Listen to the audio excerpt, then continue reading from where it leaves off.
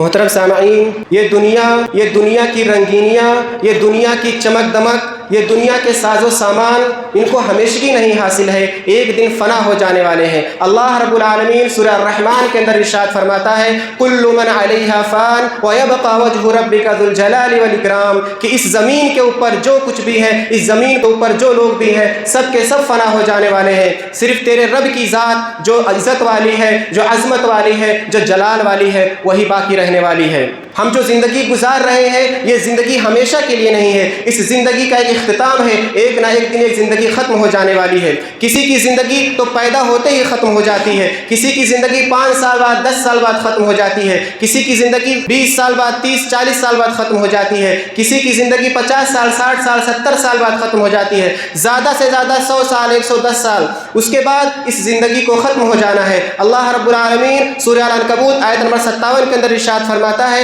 کل نفس ذائقۃ الموت ثم الینا ترجعون، کہ ہر نفس کو موت کا مزہ چکھنا ہے، ہر جاندار چیز کو موت کا مزہ چکھنا ہے، پھر تم سب کو ہماری طرف لوٹایا جائے گا۔ یہ دنیا جس کے پیچھے ہم بھاگ رہے ہیں، یہ دنیا جس کو ہم حاصل کرنے کے لیے پاگل ہو رہے ہیں، یہ دنیا صرف ایک دھوکے کا سامان ہے۔ کیوں دھوکا ہے؟ اس لیے کہ کوئی بھی آدمی اس کو حاصل نہیں کر سکتا، کوئی بھی آدمی دنیا کو پا نہیں سکتا، کوئی کتنی بھی کوشش کر لے، بڑے سے بڑا عالم دنیا کو پا نہیں سکتا، کوئی سائنسداں بن جائے پھر بھی دنیا کو پا نہیں سکتا، کوئی بہت بڑا بزنس مین بن جائے وہ دنیا کو پا نہیں سکتا، کیونکہ ایک دن اس کے ہاتھ سے دنیا چھوٹ جائے گی۔ اللہ رب العالمین نے اسی لیے دنیا کو دھوکا بتایا۔ اللہ تعالیٰ سورہ آل عمران آیت نمبر 185 کے اندر ارشاد فرماتا ہے وَمَا الْحَيَاةُ الدُّنْيَا إِلَّا مَتَاعُ الْغُرُورِ، کہ دنیا کی زندگی صرف دھوکے کا سامان ہے۔ اسی طریقے سے سورہ العنکبوت آیت نمبر 64 کے اندر اللہ تعالیٰ ارشاد فرماتا ہے وَمَا هَٰذِهِ الْحَيَاةُ الدُّنْيَا إِلَّا لَهْوٌ وَلَعِبٌ وَإِنَّ الدَّارَ الْآخِرَةَ لَهِيَ الْحَيَوَانُ لَوْ كَانُوا يَعْلَمُونَ، کہ دنیا کی زندگی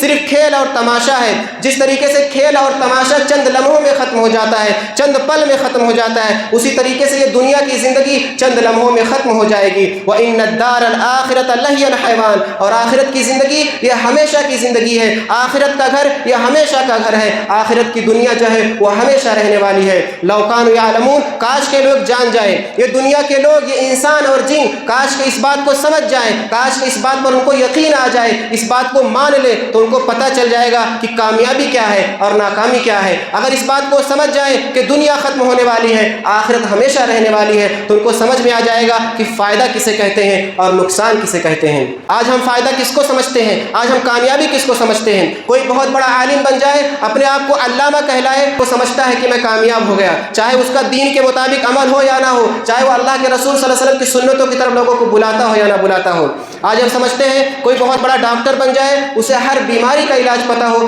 جس بیماری پر وہ ہاتھ رکھ دے اس پہ شفا آ جائے، سمجھ لو وہ کامیاب ہو گیا، چاہے اس کا اللہ پر ایمان ہو یا نہ ہو، چاہے وہ دین کے مطابق عمل کرتا ہو یا نہ کرتا ہو۔ آج ہم سمجھتے ہیں کوئی بہت بڑا انجینئر بن جائے، جس کے اندر اتنی کاریگری ہو کہ وہ طرح طرح کی عمارتیں بنا سکتا ہو، روڈ بنا سکتا ہو، برج بنا سکتا ہو، تو ہم سمجھتے ہیں کہ وہ کامیاب ہو گیا، چاہے وہ دین اسلام کے مطابق عمل کرتا ہو یا نہ کرتا ہو۔ ہمیں لگتا ہے کوئی بہت بڑا سائنسداں ہے جو لوگوں کے سامنے طرح طرح کی ایجادات کر کے پیش کرتا ہے، لوگوں کے فائدے کے لیے نئی نئی چیزیں بناتا ہے، تو ہم کو لگتا ہے وہ کامیاب ہے، وہ فائدے میں ہے، چاہے وہ نیک عمل کرتا ہو یا نہ کرتا ہو۔ آج ہم کو لگتا ہے کہ بہت بڑا بزنس مین، بہت بڑا پیسے والا، جس کے پاس مال و دولت کی کوئی کمی نہیں ہے، کہ وہ کامیاب ہے، وہ فائدے میں ہے، چاہے وہ دین کے مطابق عمل کرتا ہو یا نہ کرتا ہو۔ جبکہ حقیقت اس کے برعکس ہے۔ اللہ رب العالمین سورۃ العصر کے اندر ارشاد فرماتا ہے والعصر ان الانسان لفی خسر، قسم ہے زمانے کی، تمام انسان گھاٹے میں ہے۔ جن کو تم لوگ سمجھتے ہو کہ یہ فائدے میں ہے، یہ سائنسداں، یہ بہت بڑے عالم، یہ کاریگر، یہ بزنس مین، یہ انجینئر، جن کو تم سمجھتے ہو کہ سب کامیاب ہے، ان کو تم رشک کی نگاہ سے دیکھتے ہو،